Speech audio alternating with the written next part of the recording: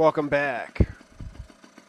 We've got the white Yamaha Towny ready to roll.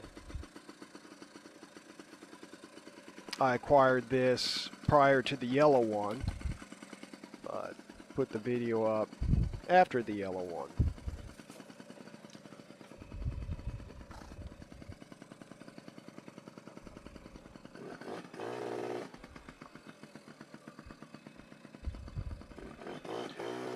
This one has a little different sound because it's got a mesh air filter.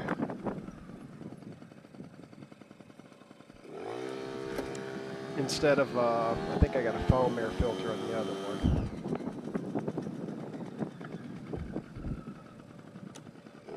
one. All right, let's try that.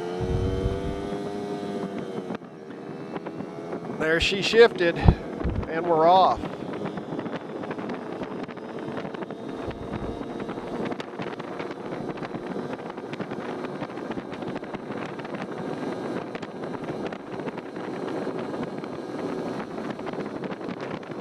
With a bang.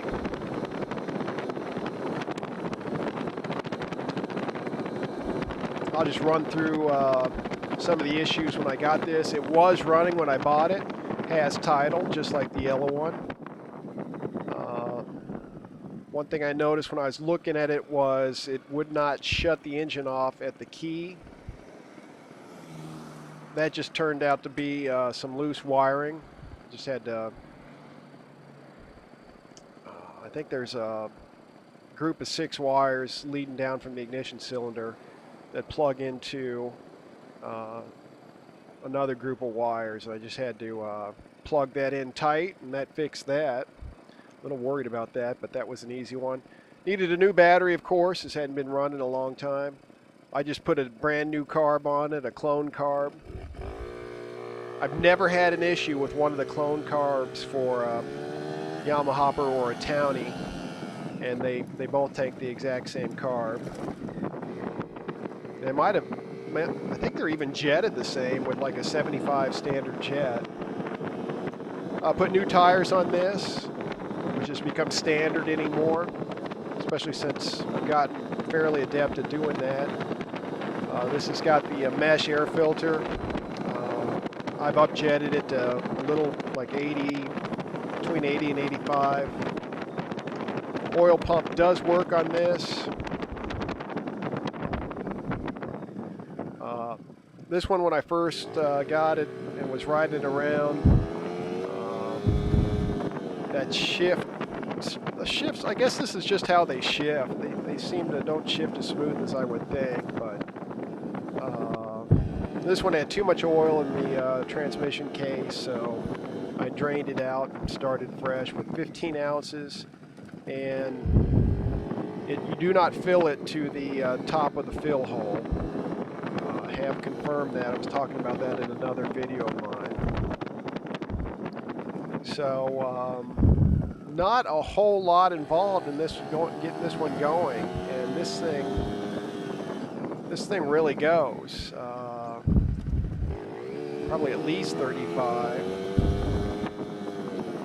Taking you on a new route today. New tires, as I mentioned in my other video, make a huge difference in the ride, braking, handling, as well as traction. And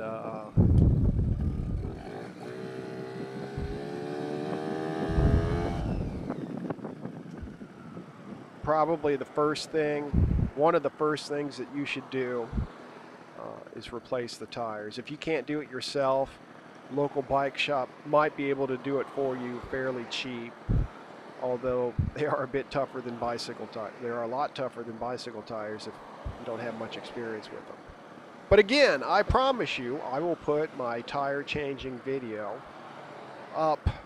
I'll make one and put it up one of these days, and we'll see that it isn't really that bad. It does take a little practice. Once you get the hang of it,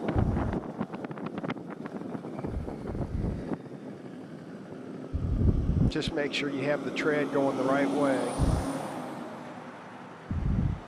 Don't want to take them on and off and take them on and off. I've changed the same tire 3 times. I think it was on this one. I don't know, man. I just couldn't think straight. I had it right the first time. Thought I had the tread on backwards. Switched it around. Realized I had it right the first time. So I had to switch it around a 3rd time to finally get it right. Shit.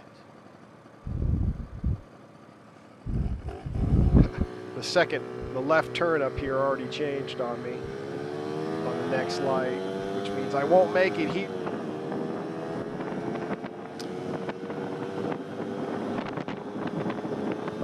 I was watching this video again, and after I uploaded it to YouTube, and realized I lost the rest of my audio, my voiceover audio.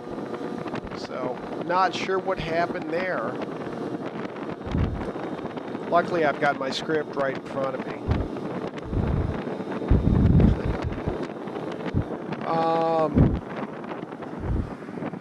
I think the other issues with this, or the main one, was the 2 bolts that hold the center stand onto the frame were broken. I don't know if someone had tightened them too tight. It's probably the case. Or, I don't know, maybe they went over a jump and those bolts got the brunt of it. I don't know. But when I first got the bike, I was like, man, this thing sure seems wobbly on the center stand. And I kept having that feeling or whatever. And finally, I pulled one out and it was broken in half. So I replaced those. I had to take off the center stand spring to do it. And of course, putting the center stand spring back on is a real challenge. Luckily, I remembered one of Travis' tutorials videos where he took like a tie-down strap or some sort of thick strap, strapped it around the end of the spring, hooked the top out of the spring on the bike, and then if you step down on the strap, you can just get that spring to expand enough to slip it over where it needs to go. But the first time I made this voiceover, I talked about how I got into mopeds. My buddy had a Yamaha QT50 as a kid, and after he left the house, his parents kept it, and then like 25, 30 years later, they asked him to do something with it because they didn't want to store it any longer. So he went and got it, and he was going to just sell it at a garage sale, but his wife convinced him to keep it, and now he rides it all the time. Well, anyhow, I went over to his house, and of course I rode it once and was hooked, and he told me that his friend had found one on Craigslist. They come up fairly often on Craigslist, but you know, you won't see them every week. Maybe, you know, once or twice a month, or depending on how big of an area you search around your neighborhood. You know, if you're going, I'm in Columbus, Ohio, so you know, I don't mind searching all of Ohio, or even northern Kentucky or southern Michigan or eastern Indiana or western Pennsylvania to find what I'm looking for. But anyhow, there was one in Columbus, a non-runner. Guy wanted $300 for it. I had some experience with fixing 2-stroke mowers, not a whole lot, but a goodly amount. Anyhow, I went out and looked at it. Was smart enough to look at the condition of the inside of the gas tank, which was rusty. Turned out to be far rustier than it appeared, but it was still not that great. On the basis of that, I talked him down to 130, and it had title, so I walked out of there with it. Got it. I ended up using the oil tank as a gas tank. I just put the gas line on the bottom of the oil tank and put some premix in the oil tank.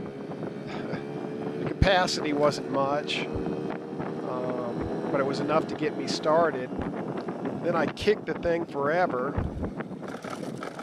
One of those deals where it keeps giving you a little bit of hope and you keep going. I must have kicked it for a half an hour.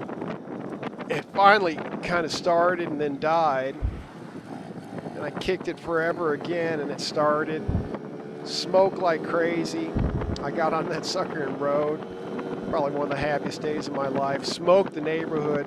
Just fogged the neighborhood for a good 15 or 20 minutes until it burned off all that oil that had leaked down into the car and beyond, perhaps. And no wonder I even got the thing started. I was riding it around the neighborhood with basically no brakes. I had to Flintstone it to stop the stupid thing. And then from there, I've had to do about everything to that thing. If you want to get into mopeds, if you pick up a non-runner, you can get one cheap. Never pay more than like $150 for a non-runner. And that's probably the top end. And of course, you'll learn through the school of hard knocks how to fix it, but you'll learn how to do quite a bit because you'll have the motivation to get it running. And it'll, even when you get it running, it'll still have, you know, its issues. It's a continuous list of issues. But anyhow, I still have that red Yamaha. Tried to modify it. Right now, I'm trying to get this VM18 carb to work on it right.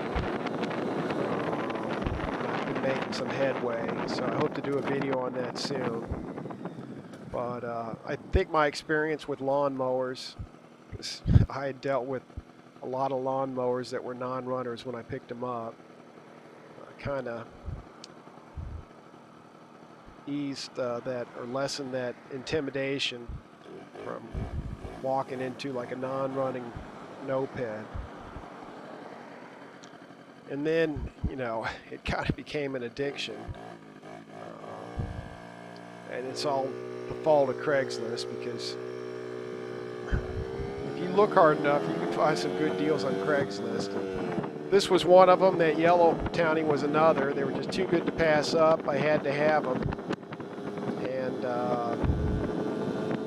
that's just the way it goes sometimes. You know, the deal's so good, you just have to have it.